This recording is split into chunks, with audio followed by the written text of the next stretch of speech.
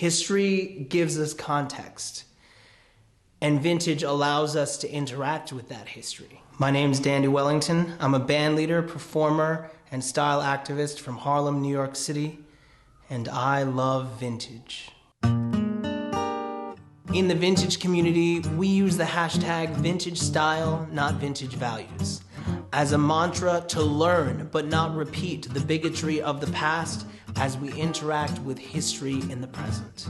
People who love old things are diverse and a product of every story imaginable. We span the globe, transcending the boundaries of age, language, culture, and race. Vintage is my passion, not just because of the designs and the cuts of garments, but because of the history that is sewn into every seam of every piece. Looking at a vintage garment, especially an American-made one, I know that every box pleat and bellows pocket is bound by the sound of the blues. Every antique hat, suit, and sole of a shoe beats with the sound of my ancestors as they pounded fields and city pavements to progress further than their forebears did, though they never forgot where they came from. It connects me to the stories, style, and legacy of my ancestors, who in the face of 400 years of enslavement created an artistic and social language that defined America. Black people, through faith and boundless vision, rebranded beauty, codified rhythm, and gave resounding voice to their humanity. In the face of systemic racism, they created and recreated popular culture again and again and again and again and again. Vintage gives me a portal to the people history never writes about, but who lived it all the same. One such custodian of history and humanity, vintage Black glamour author, Nichelle Gainer.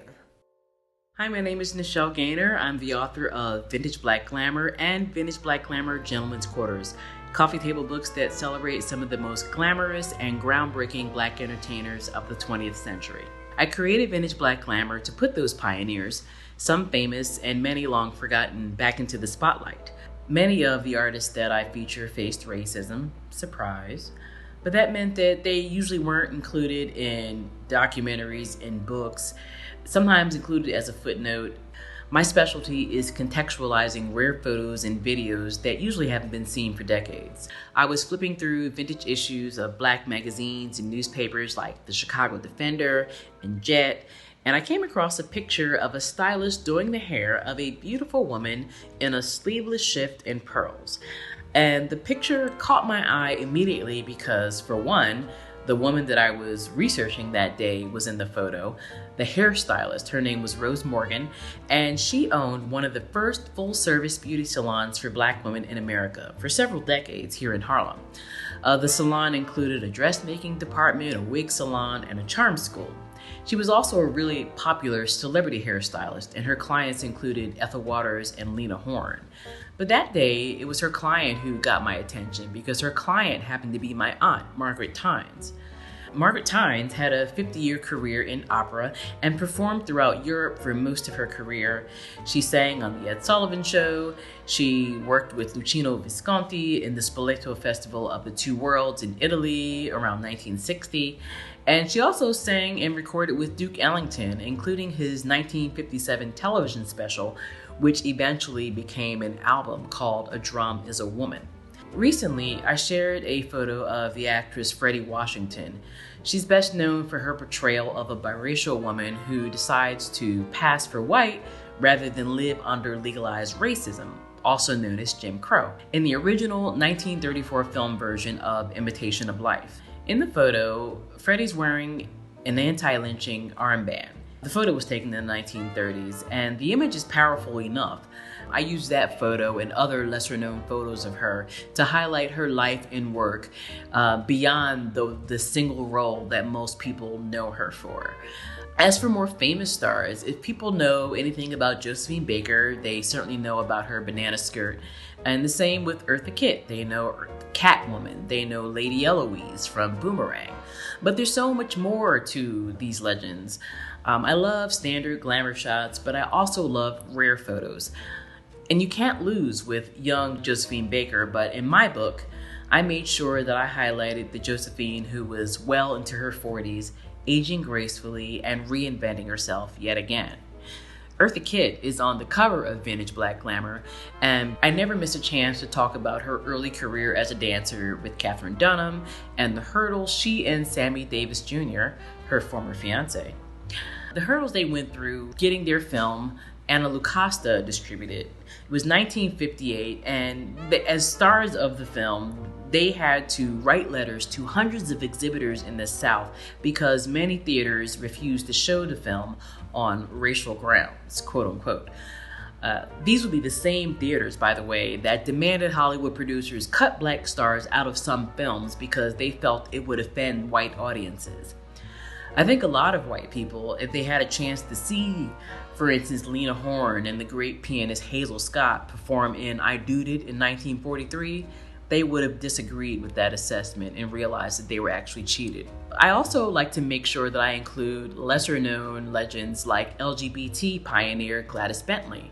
She was born in Philadelphia, and after enduring rejection from her family, who made her see doctors to quote-unquote cure her of homosexuality, she left Philadelphia for Harlem at the age of 16 and arrived right in time for the Harlem Renaissance and became a big success singing at rent parties and clubs.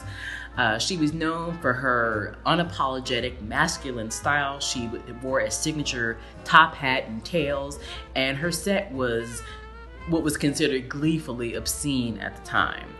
I've been told that Vintage Black Glamour more or less uses elegance as a tool for social commentary, and I agree with that. My intention with Vintage Black Glamour is always to expand the definition of glamour. I think it helps people remember that they can have fun when it comes to Black history. It certainly includes trauma and pain, but there is also a lot of innovation and joy. Black history is American history. In this moment of unrest, when it seems the entire world is focused on a multi-centuries long struggle towards equality, resources for education and understanding are needed. We all collectively need help navigating a sea of compartmentalized knowledge so we can brush up on the past and put in the real work towards building a better future. One such resource available to us right now is called just that, The Work.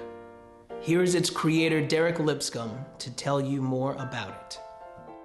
My name is Derek Lipscomb, and today I'm going to be talking to you guys about thework.education. It is a racial literacy resource, and hopefully it will prove useful, especially during times like this, amid the protests surrounding George Floyd's murder, but then also just given the racial landscape of America today, it might be great if everybody could get a chance to kind of learn about one another and kind of bring the community together. I am an educator over on the Upper East Side here in New York City. I thought it would be useful to create a website for anybody, wherever they are in terms of their path of understanding in racial education, to be able to talk about these things, learn about your own biases, what some of the stereotypes are, what some of the systemic issues here in America are, and how to hopefully get a chance to dismantle them. I've been studying this now for about 10 years, and I just wanted to be able to share my research with you all. On the website, you will find a myriad of different resources, whether they be for parents, for educators, for anybody in the workspaces, for anybody that's wanting to talk to their family, for somebody that might be super religious and wondering how race kind of intersects with religion. These are all different topics that I've gotten a chance to cover on the website, and I hope that you guys will get a chance to take a look at it. I think it's important that anybody can take ownership of their own path, can move from passion to action. The work. In this moment, that's exactly what's needed. For people and governments around the world to end the scourge of systemic racism that has crafted the societies in which we live.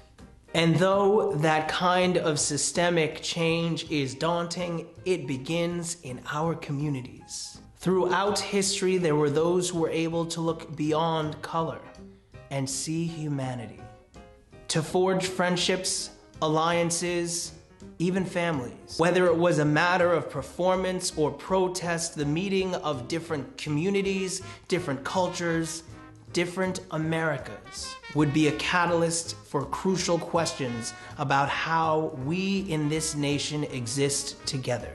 I think that if we can sing together, if we can play together, if we can fight together, if we can dance together, why can't we live together equally?